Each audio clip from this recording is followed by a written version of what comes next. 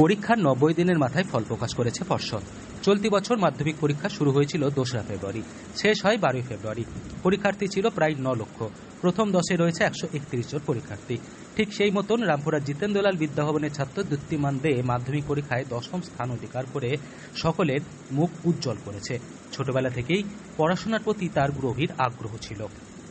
নিয়মিত স্কুলে ক্লাস করার পাশাপাশি তিনি অত্যন্ত পরিশ্রম ও নিষ্ঠার সঙ্গে নিজের পড়াশোনা চালিয়ে গিয়েছেন। স্কুল থেকে বাড়ি ফিরে কিছুক্ষণ বিশ্রাম নেওয়ার পরেই শুরু হতো তার টিউশন এবং সারাদিনের পড়াশোনার প্রস্তুতি। প্রতিদিন সমস্ত কাজকর্ম সেরে প্রায় 6 ঘন্টা মনোযোগ দিয়ে সে পড়াশোনা করত।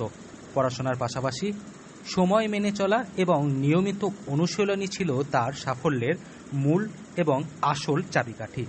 দ্যুতিমানের ইচ্ছে বড় হয়ে একজন মানুষের মতো মানুষ হবেন। সে বড় হয়ে ডাক্তার হতে চায়, অন্তত এমনটাই জানায় সে।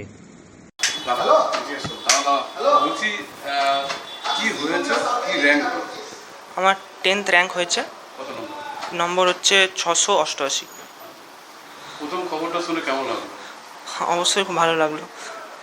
এটা কি প্রত্যাশা ছিল? প্রত্যাশা করা তো কঠিন, মানে কোনো একটা মাঝামাঝি জায়গায় ছিল, সেভাবে বলতে পারছিলাম না। মানে 10-এর মধ্যে ঢুকবে এরকম আশা ছিল না? আশা মানে ওইভাবে তো একটা আশা তো সবার মধ্যে থাকে, এবার হ্যাঁ ছিল, কিছুটা ছিল না এরকম। মানুষের সেবা করা এবং মানুষের পাশে থাকার মানসিকতা থেকেই তিনি এই ডাক্তারি পেশাকে বেছে নিতে চান। আর সেই কারণেই একদম প্রথম শ্রেণী থেকে সে পড়াশোনায় খুবই ভালো। বাবা মা তাকে পড়াশোনার ক্ষেত্রে বহু সাহায্য করেছে বলে জানান সে। খেলাধুলার জন্য আলাদা সময় না পেলেও বাড়ির মধ্যেই সামান্য সময়ে নিজেকে সতেজ রাখতেন। পরিবারের সদস্য ও শিক্ষকরাও তার এই আমি বড় হয়ে একটা মানে রেসপেক্টেড প্রফেশন যেমন ডাক্তারি মানে ইচ্ছা আছে এবং সেই দিকে এগাচ্ছি। ঘন্টা আমি সেরকম মানে ঘন্টা মানে ধরে বেঁধে পড়তে পারতাম না, যতটা ভালো লাগতো পড়তাম। তার মধ্যে হ্যাঁ 5-6 ঘন্টা বেশি হয়তো হবে।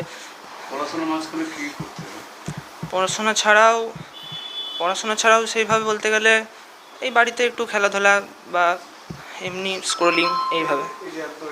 সাফল্যে অত্যন্ত আনন্দিত ও গর্বিত। তার এই কৃতিত্ব শুধু পরিবারের নয়, সমগ্র এলাকার জন্যও গর্বের বিষয়। কঠোর পরিশ্রম এবং আত্মবিশ্বাস থাকলে সাফল্য যে নিশ্চিত, দ্যুতিমান দে সেটারই এক জলজান্ত উদাহরণ। তার এই সাফল্যে গর্বিত রামপুরহাট জিতেন্দ্রলাল বিদ্যাভবনের শিক্ষক শিক্ষিকারাও। বীরভূম থেকে সৌভিক রায় রিপোর্ট, লোকাল 18 বাংলা।